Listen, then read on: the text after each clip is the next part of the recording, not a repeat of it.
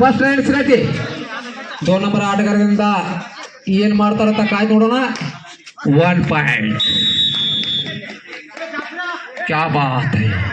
ದುಬೈಯಿಂದ ಒಳ್ಳೆಯ ಪ್ರಯತ್ನ, 1 ಅಂಕ ತಂದುಕೊಟ್ರು ತಮ್ಮ ತಂಡಕ್ಕೆ. ಇನ್ನು ಕೆಂಪ್ಲಾಪುರ ಆಟಗಾರರಿಂದ ರೈಡ್ ಏನ್ ಮಾಡ್ತಾರ ಕಾದ್ ನೋಡ್ಬೇಕು. ಅವರು ಕೂಡ 1 ಪಾಯಿಂಟ್ ತಗೊಂಡೇ ಅವರ ಗೂಡಕ್ಕೆ ಮರಳಿದರು. ಅದೇ ರೀತಿಯಾಗಿ ಕಿರಣ್ ಮೀಸಿ ಅವರಿಂದ ರೈಡ್ ಔಟ್ ಆದ್ರು.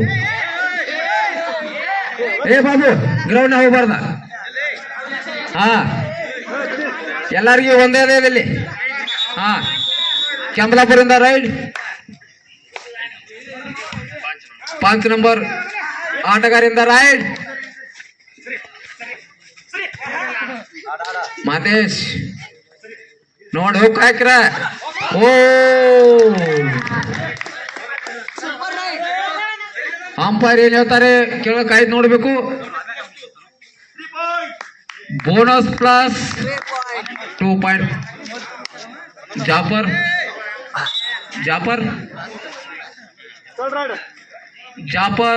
ಐನಾಪುರ್ 3 ರೈಡ್. ಮಾಡುವಿಲ್ಲದ ಮಡಿ ಹೋರಾಟ. ಓ 1 ಪಾಯಿಂಟ್.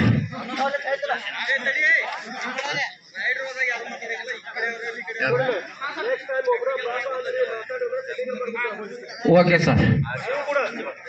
ಪಿಲ್ಲರ್ಸ್ ಅಂಪೈರ್ ಏನ್ ಹೇಳ್ತಾರೆ ಕೊನೆಯ ನಿರ್ಣಯ.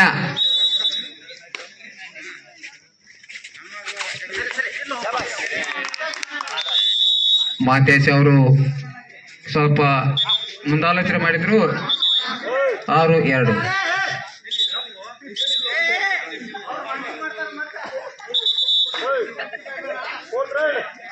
ನಾಲ್ಕನೇ ರೈಡ್.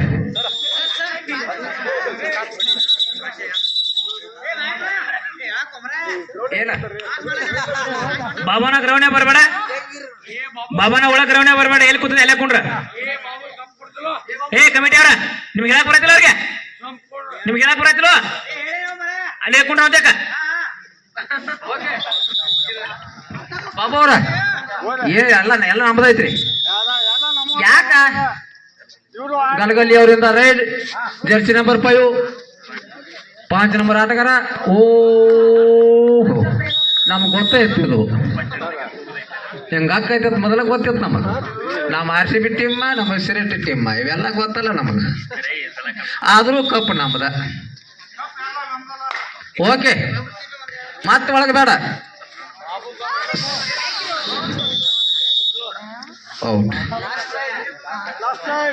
Last ride. 4 ತಂದ್ರ ವಿಕೋಲ್, 5 ತಂದ್ರ ವಿಲ್, 5 ಪಾಯಿಂಟ್ ತಂದ್ರ ಸಲೀಂ ಐನಾಪುರದಿಂದ 1,000 ರೂಪಾಯಿ. ಸಲೀಂ ಮುಲ್ಲಾ ಅವರಿಂದ 5 ಪಾಯಿಂಟ್ ಮಾತೇಶ್ ಆದಿಗಳು ತಂದಿದ್ದೆ. ಆದ್ರೆ 1,000 ರೂಪಾಯಿ ಇಲ್ಲ. 1 ಪಾಯಿಂಟ್ ಬೋನಸ್ ಪಾಯಿಂಟ್ 2 ಪಾಯಿಂಟ್.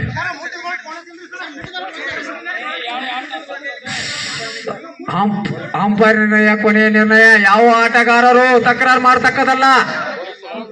ದಯವಿಟ್ಟು ಯಾರು ತಕರಾರು ಮಾಡ್ತಕ್ಕದಲ್ಲ.